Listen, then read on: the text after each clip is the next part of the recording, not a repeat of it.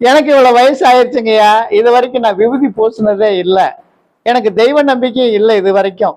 அப்படிப்பட்ட எனக்கு இன்றையிலிருந்து எனக்கு தெய்வம் இருக்குன்னு நான் நம்புறேன், எனக்கு உங்க கையால விபூதி கொடுங்க, முதல் நான் பூசணும் அப்படின்னு வாங்கி பூசினார் அந்த 70 வயசுக்கு மேல.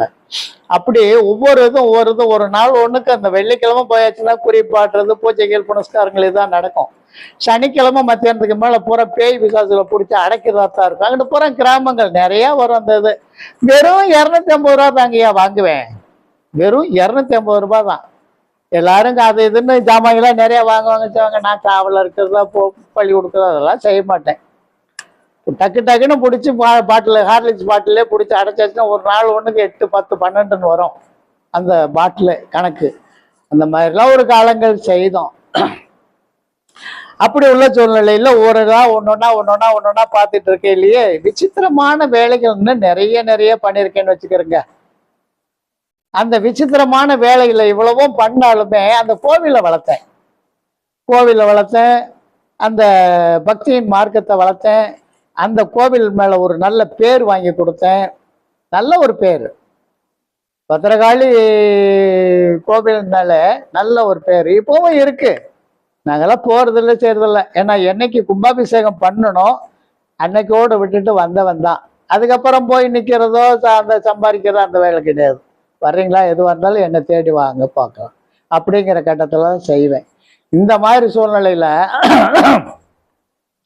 இந்த இதில் நம்ம செல்லூர்ல வெள்ளம் வந்தது. எப்போ 90 91 வந்தது. 91, 92 வந்ததாமா. அந்த இது வர்ற போது அந்த தண்ணியெல்லாம் ஓடி அடைஞ்சு கீழே இறங்கினதுக்கு அப்புறம் அங்கேருந்து ஒரு கேஸ் வந்தது. எங்கேருந்து வந்தது?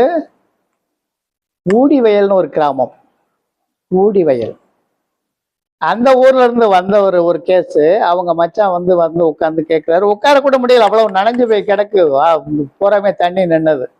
என்ன விஷயம்னாக்க, நீங்க வந்தீங்கன்னா தான் அங்க தெரியும். ஏன்னா அவ்வளவு தூரம் வந்து பொம்பளை பிள்ளை சாப்பிட்டு வந்து நின்று இருந்த பிள்ளை அப்பான உடனே அப்படியே கீழே சாஞ்சதான் உயிர் போயிடுச்சு.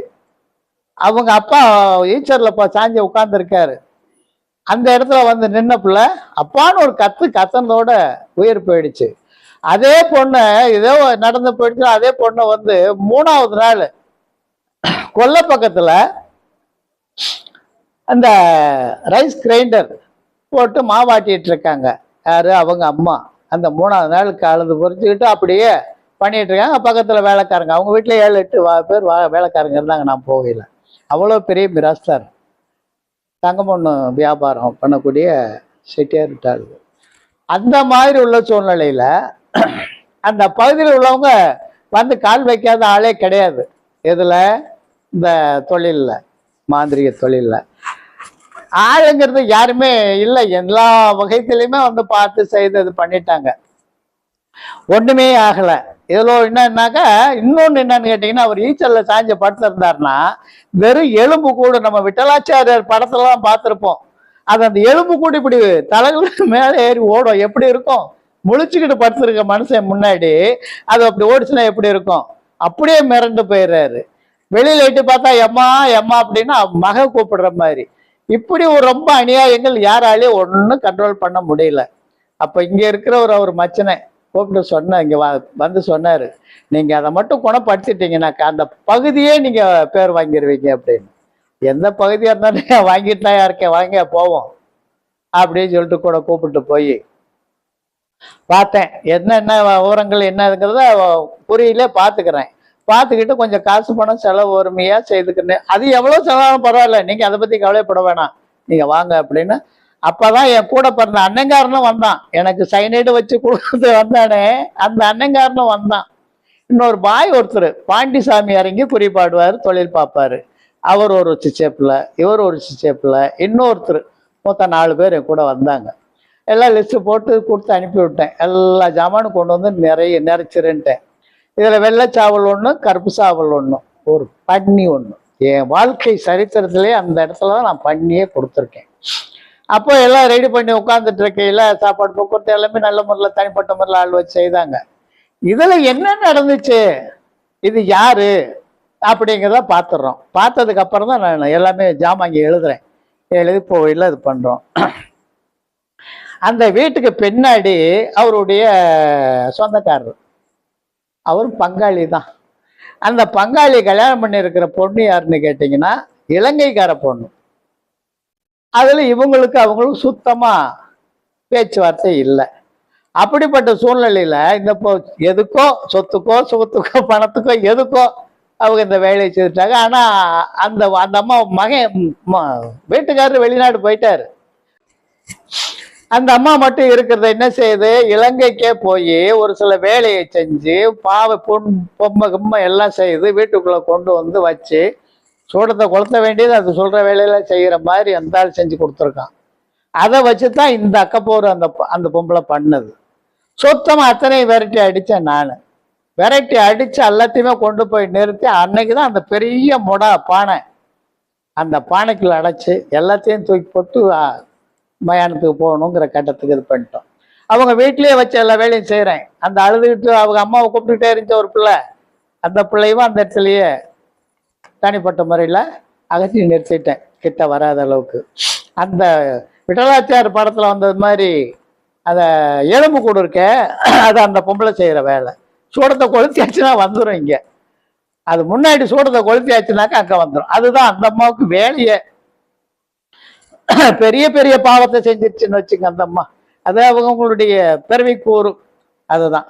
அப்ப வெளியில உட்கார்ந்துருக்கையில அந்த வயசான பாய் என் கூட இருந்த சிச்சப்புல வயசானவர், பல்லுகள்லாம் போயிருக்கோம்.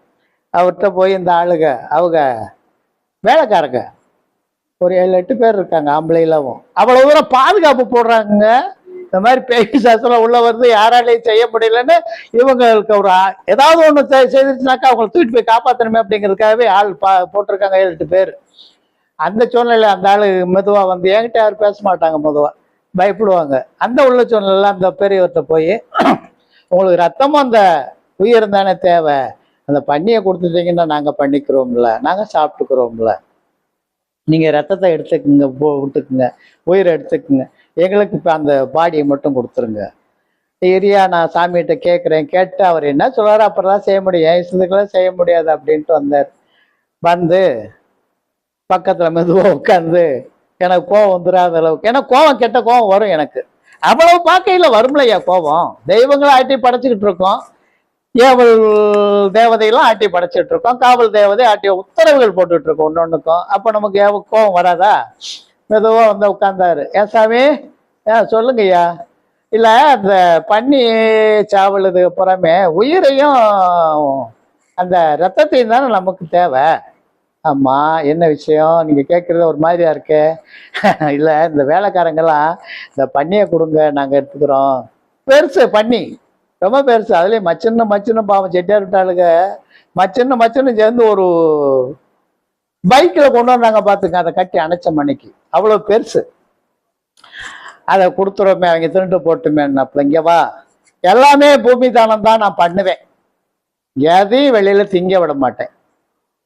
அவங்களுக்கு வேணா அந்த ஆள்கிட்ட சொல்லிடுறேன், ஒரு பண்ணியை வாங்கி கொடுத்துறியா, அவங்க சாப்பிட்டு போட்டோம் அப்படின்னு சொல்லிடுறேன். ஆனா இதுல இருந்து யாரும் கேட்காதீங்க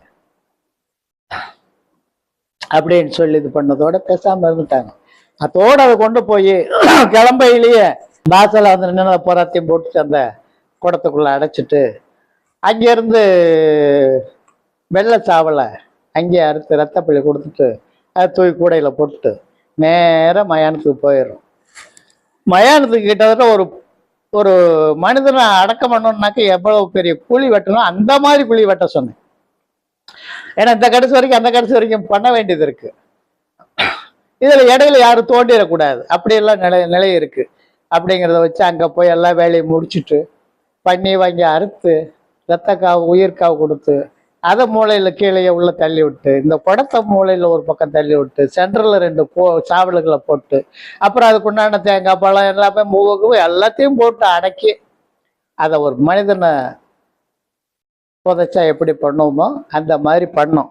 அப்படிப்பட்ட சூழ்நிலையில் அதை முடிச்சுட்டு வந்ததோட அவங்க மச்சின்னு அங்கேயே நிறுத்திட்டு வந்தேன். எதுக்கு, என்ன நிலவரத்துல இருக்கு எனக்கு வந்து சொல்லு. அதை செஞ்சுட்டு வந்ததோட 3வது நாள் அவர் வராரு. வந்தவுடனே நேரம் வந்துட்டு, சாமி அந்த பக்கம் பூராவுமே பேர் வாங்கிட்டீங்க, ஒரு ஆள் கூட அங்கே கிட்ட எம்மி கூட நடத்த முடியல, முழுசா முடிச்சு நல்ல முறையில் பண்ணிட்டீங்க, இப்போ நான் என்ன செய்யணும்?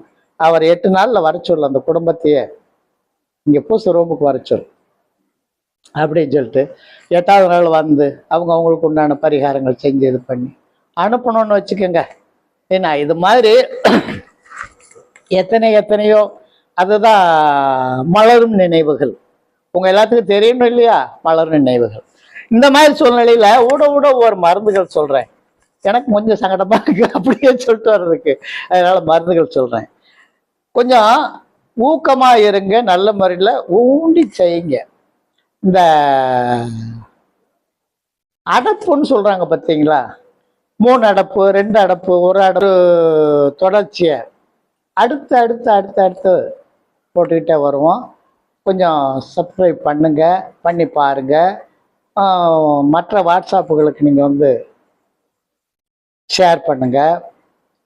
ஆனால் யாருமே வந்து பெரும்பகுதி இது பண்ணலையே, லைக் பண்ணலையே. என்ன காரணம்? எல்லாம் பார்க்குறீங்க, எல்லாம் தகவல் வருது, லைக் பண்ண மாட்டேங்கிறீங்க. பண்ணுங்க, அப்போதானே எனக்கு கொஞ்சம் இன்ட்ரெஸ்டாக இருக்கும். சரி, மக்கள் ரொம்ப விரும்பி கேட்குறாங்க அப்படின்னு இன்னும் நிறைய சொல்லுவேன் இல்லையா? அதனால நன்றி, வணக்கம். மீண்டும் நல்ல முறையில் பாருங்கள், தொடர்ச்சியாக பாருங்கள்.